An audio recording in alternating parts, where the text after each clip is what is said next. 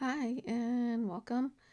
I have another art card for my small art ring journal, and I'm starting with a piece of Bristol smooth paper, 3.5 by 5, and I'm taking the scrollwork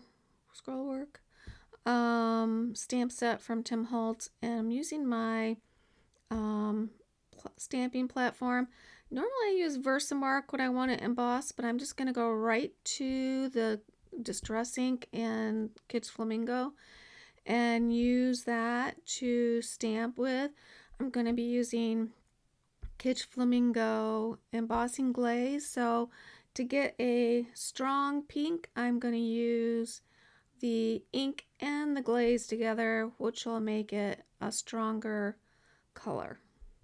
If you want a softer color, go ahead and just use the Versamark and the glaze. So remember, glaze is, you can see through it, transparent, and so that does make a difference. And I'm gonna stamp twice. That's why I'm using the stamping platform, because I can stamp it in the same exact spot and all at once. I do have this stamping platform in my Amazon shop if you want to look at it.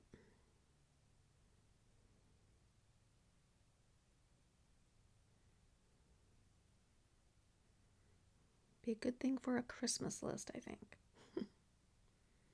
So now I'm putting on the embossing glaze.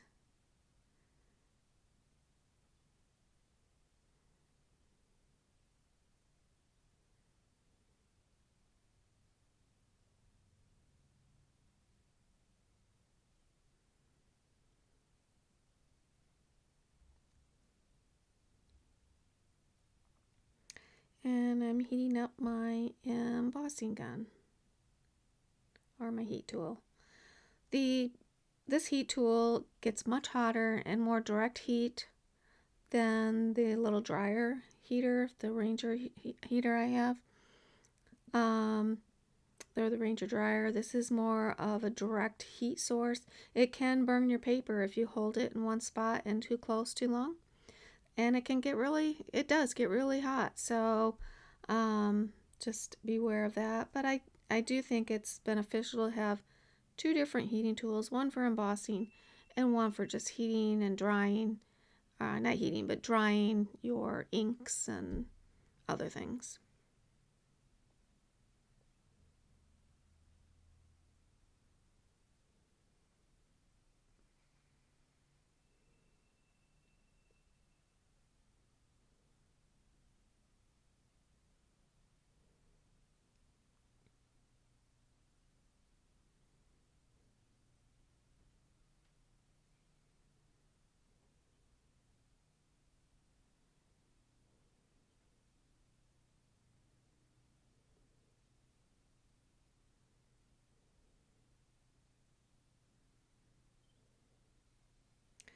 So I'm going to be using some bluish colors. I'm using salvage patina down first, and then I'm going to add into that some evergreen bough. I never was a fan of evergreen bough. That's why I have just a small one. I don't use it that often to have used it up and replaced it with a larger one. But I'm recently beginning to like evergreen bough, and so I put that on my to buy list. So I think it's because I like the combination of evergreen bough and salvage patina, and I love salvage patina.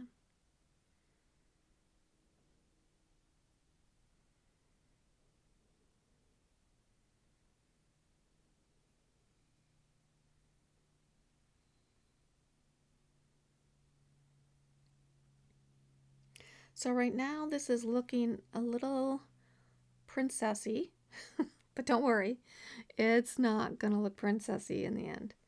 So I'm going to add some vintage photo. I'm going to do that mainly coming in just a bit from the edge. And if you don't want the big like impressions of the blending tool on there, if you come in from the edge and so like you're wiping onto the card, you don't get any of those. Whereas if you just stamp it down in the middle right from the start, you're more apt to get them. I find it less often with the Bristol Smooth paper than I do any other mixed media paper though. Because sometimes I forget and just go right down in the middle. I mean, it just happens. So I'm splattering some vintage photo and I'm using my big splatter brush because I want big splatters. And then I'm going to dry them.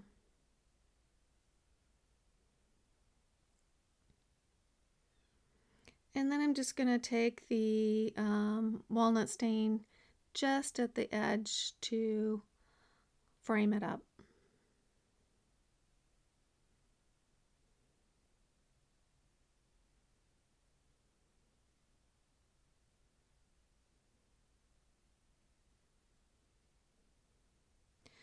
So I'm going to do some stamping of some text, and I could have used, if I wanted to keep a more soft feminine look, I could have used a nice scroll stamp, which I do have, but I kind of wanted to go a juxtaposition from the pretty sweet to the grungy, aspect. So I'm bringing a little bit of the grungy hard lines.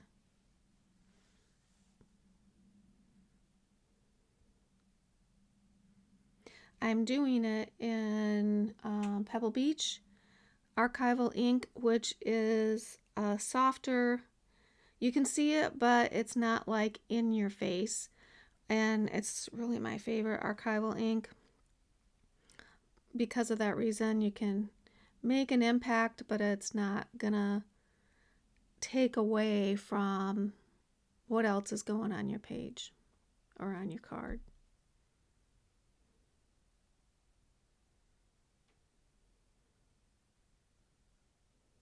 And so I've got a few collage items here. The first one is, I'll have it linked in the description, is just a bunch of like neutral tag kind of things. And it's got a lot of very distressed, but it's blank. So you can leave it blank.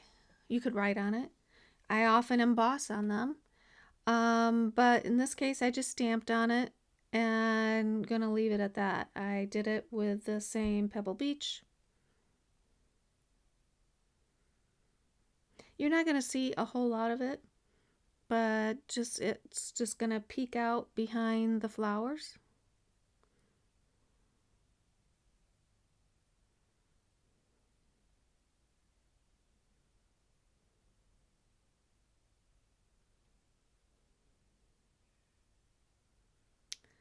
This circle is from a junk journal collection of digital downloads, and it's like a page of, this is how you write an A, a cursive A, this is how you write a cursive B, and I just punched out a circle of it.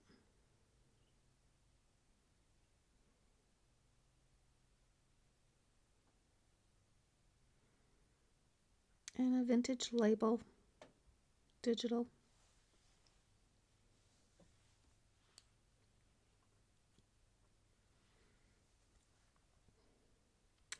And of course, a digital number.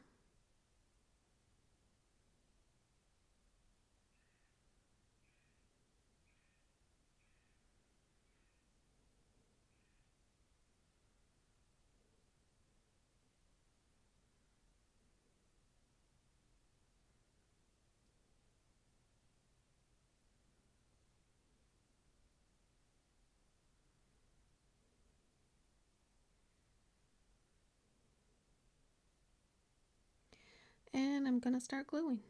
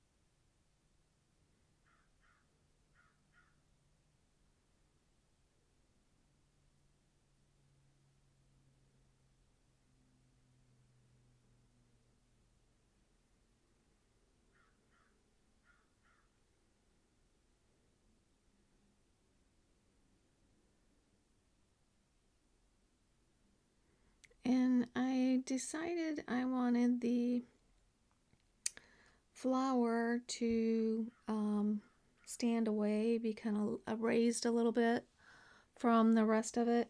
And so I'm just taking, there's different ways to do that. You can use 3D foam squares. They have thinner ones and thicker ones. You can, do it any way you want. I do it both ways, but right now I'm using, I don't want it to be raised very much. So I'm just using one piece of scrap Bristol Smooth, and I'm just gonna make a little shape to just elevate the center portion. It doesn't have to go out every arm of it. Remember, I'm printing these on 90-pound cardstock, white cardstock, so it does have a little strength of its own, but still keeps it easier to cut. If you go too much heavier than that, now you're going to have a hard time cutting it, or harder, and so I don't want to struggle cutting, and it's enough. 90-pound is enough to give it a little weight, and then I can elevate it without worrying too much. And because that's elevated now, I can just slide the last couple pieces right underneath it without any worry.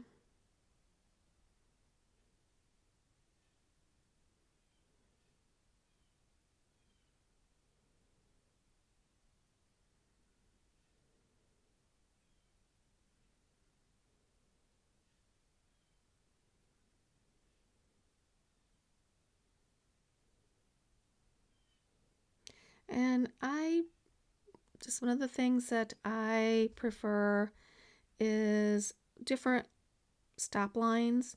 Like, I don't want the bottoms all to be at the same spot. I don't want the sides to all be at the same spot. So I tend to kind of alternate, is this going to be lower? Is this going to the left? And sometimes it's got to do both. So maybe you got to pick a piece that's bigger, that's going to go farther to the left and then lower. So you kind of just take all those things into consideration when picking out your collage items. And the last thing I'm adding is a piece of a sentiment from Tim Holtz clippings book. And I pick it a lot because it's got all these brown hues in it, and they just go well. It's hard to find because they're kind of weird clippings, and it says a charm all its own.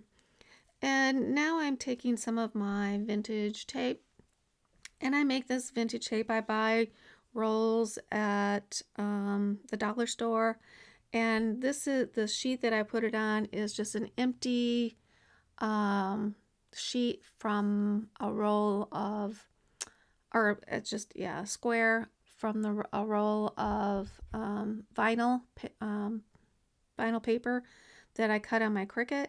So I kept empties, and I can just put my strips on, and then I use alcohol inks in brown, different colors. Just choose, I usually make a couple different shades, so I can choose if I want dark for Halloween or fall, or lighter just to look aged. And that's what I'm doing today. I'm taking a lighter one and just adding I usually do in odd numbers, so 3 is a good number for this size, and they're small usually, or maybe varying in length. And so I'm just sticking them in 3 different places so that um, it's just good, pleasing to the eye.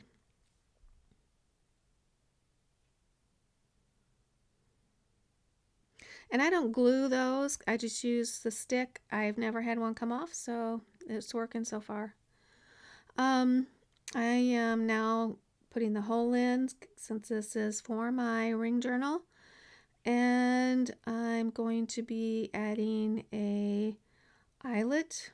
These are a little larger and longer shafts than a lot of them you see. I buy these at Michael's, although the last time the thing was empty. It's in the sewing section, which is odd, I know, but last time they were out. I hope they're not permanently out because I really love them. And that's it. So I'll get some final pictures coming up. I hope you liked it. If you haven't subscribed, please do. If you like it, give me a thumbs up, and I'll see you next time.